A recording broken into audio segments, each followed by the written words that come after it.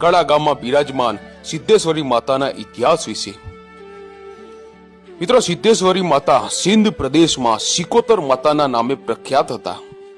સિંધ પ્રદેશનો રાજા હમીર સુમરો જેઓ મુસલમાન હતા અને તેમની પત્ની કકુ જેઓ માતાજીના પરમ ભક્ત હોવાથી માતાજી તેમની સાથે સાક્ષાત વાતો કરતા। એટલું જ નહીં, હમીર કકુની ભક્તિથી પ્રસન્ન થઈને માતાજી હમીર કકુની 150 ભેંસોની રખેવાળી જાતે કરતા હતા। માતાજીની અપાર ભક્તિને કારણે હમીર માતાજીના પુવા હતા અને માતાજી અલગ અલગ સ્વરૂપે હમીર જોડે વાતો કરતા।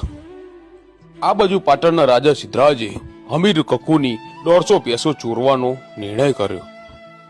હમીર કકુની 150 ભેંસો ચોરી પાટણ લાવ્યા ત્યારે કકુએ માં સધીને મેણા ટોણા માર્યા અને ભેંસો પાછી લાવવા કહ્યું।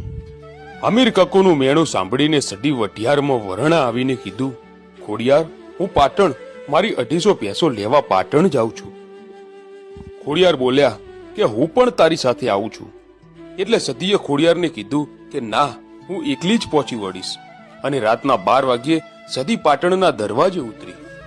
સિદ્ધરાજ રાજાને ખબર હતી કે સધી તેની ભેંસો લેવા ચોક્કસ આવશે, એટલે સિદ્ધરાજ રાજાએ પાટણના પીરોની દરવાજા પર પીરાઈ ગોઠવી હતી, કેમ કે સધી ભેંસો લેવા આવે તો પાટણમાં ન આવી શકે।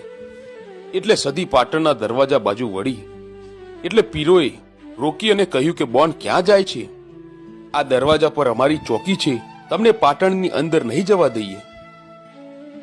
એટલે સધી બોલી કે અલ્યા પીરો, મેં સધીએ સિદ્ધરાજ રાજાનું મેણું ભાગવા આ ભેંસો આપી હતી અને હવે ભેંસો પાછી લીધા વગર હું સધી પાછી નહીં વળું। આ પાટણના પીર સમજી ગયા કે સધી ભેંસો લીધા વગર પાછી વળશે નહીં, એટલે પીરોએ વચ્ચેનો રસ્તો કાઢ્યો અને સધીને કહ્યું કે સધી, તું તારું સત બતાવે અને અમે પીરો જેમ કહીએ તેમ કરે તો પાટણના દરવાજા અંદર જવા દઈએ। એટલે સધી બોલ્યા કે તમારે કેવા પારખા લેવા છે? એટલે પાટણના પીર બોલ્યા કે સધી, અમે તને એક સૂતરનો દોરો આપીએ, આ સૂતરના દોરાને 2 ઝાડ સાથે બાંધી હિંચકા ઝૂલી બતાવે તો અમે તને પાટણમાં જવા દઈએ। એટલે સધી બોલ્યા કે અલ્યા પીરો, લાવો તમારો સૂતરનો દોરો, હું સિંધમાંથી આવી છું પણ ગુજરાતમાં ખેલીને ના જાઉં, ઠીક પડે મારા અવતારને। સધીએ સૂતરનો દોરો બાંધી ઝાડ સાથે બાંધીને હિંચકા ઝૂલવા માંડી। સધી હિંચકા ઝૂલતી ઝૂલતી આકાશમાં ઉડવા માંડી અને સધીએ આ પાટણના પીરોને કહ્યું કે અલ્યા પીરો, તમારા પાટણના જેટલા પીરો હોય એની પીરાઈ મૂકો, જો આ બધા પીરોને કૂદીને પાટણમાં ના ઉતરું તો હું 12 ભવની બારવટી નહીં। સદીએ એક કૂદકો માર્યો, પાટણની રાણકી વાવે આવીને ઉતરી। બીજો કૂદકે સિદ્ધરાજ રાજાના મહેલમાં પહેળો માંડ્યો। પાટણના પીરોને પછડાટ આપીને સદી સિદ્ધરાજ રાજાના મહેલમાં આવી। મહેલમાં આવીને સદીએ રાણીવાસમાં ધૂણાપો મૂક્યો। રાણીવાસમાંથી રાણીઓ અને દાસીઓ ધૂણતી ધૂણતી બહાર આવી। રાજમહેલમાં હોહો મચી ગયો। પછી સદીએ કહ્યું કે સિદ્ધરાજ, હું મારી ભેંસો લેવા માટે સિદ્ધની સદી આવી છું। સિદ્ધરાજ સમય પારખીને સદીના પગમાં પડી ગયો અને સિદ્ધરાજે સદીને કહ્યું કે તમે ભેંસો લઈ જાઓ, પણ હું સિદ્ધરાજ રાજા તમને અમારા પાટણમાં બેસાડવા માંગુ છું। એટલે સદી બોલી કે સિદ્ધરાજ રાજા, હું મારા હમીરને 250 ભેંસો આપીને પાછી પાટણમાં આવું છું। અને સદી ભેંસો લઈને સિંધમાં આવી। સદીએ હમીરને ભેંસો આપી કહ્યું કે હમીર, તારું અને કકુનું મેણું મને વહમું લાગ્યું છે।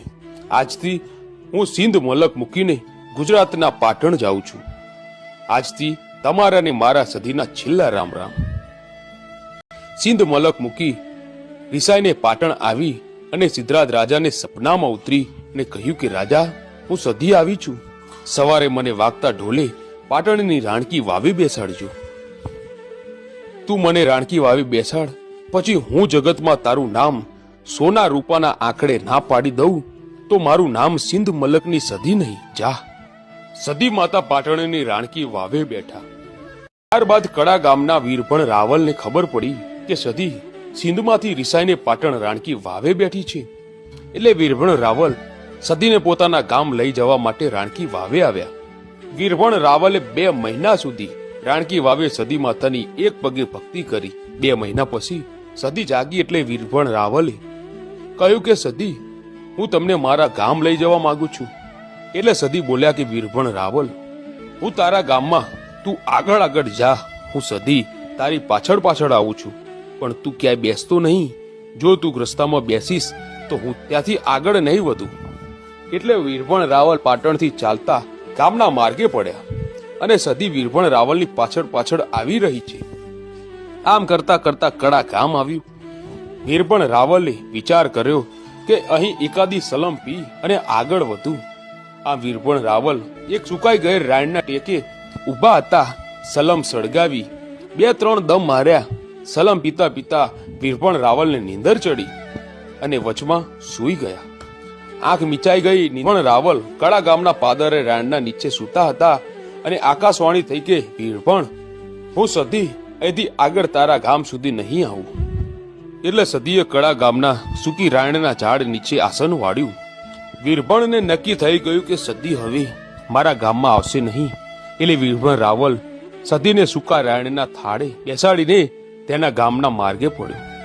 પણ વીરભણ રાવલ રોજ કડા ગામના રાયણની ઝાડ નીચે સદી માતાની પૂજા કરવા આવતો. એટલે આ વાત કડા ગામના મુખીને મગજમાં બેઠી. એટલે મુખીએ વીરભણ રાવલને કહ્યું કે રાવલ, જો તમે સાચું કહેતા હોય કે મારી એક વાત સાંભળો. હું ગામનો મુખી છું અને મારી ઉંમર 50 વર્ષની છે. મારે કોઈ વસ્તાર નથી. જો તારી સદી પાટણથી અહીં કડા ગામ આવી હોય, તારી સદી માતાને કહો કે મને દીકરો આપે. આ મુખીએ કહ્યું. ત્યાં સદી માતા વીરભણ રાવલને 16 કડાએ ધૂણવા ઉતરી અને કીધું કે મુખી, આજથી 9 મહિના અને 13 દિવસે તારી બૈરીને એક દીકરો આપું તો માનજે કે વીરભણ રાવલને સદી બોલી હતી. એટલે મુખીએ કહ્યું કે જો સદી તું મને 50 વર્ષના મુખીને દીકરો જ આપવા બેઠી હોત, કંઈક પતિત આપતી જાજે. એટલે સદી ફરીથી વાકટો કરીને બોલી કે મુખી, આ સુકાઈ ગયેલ રાણીને કાલે સવારે લીલા 3 ફણકા ના ફૂટે તો માનજે કે હું સદી બોલ્યા પછી બીજું નહીં બોલું. મિત્રો, બીજા દિવસે સૂકી રાણ લીલી થઈ ગઈ.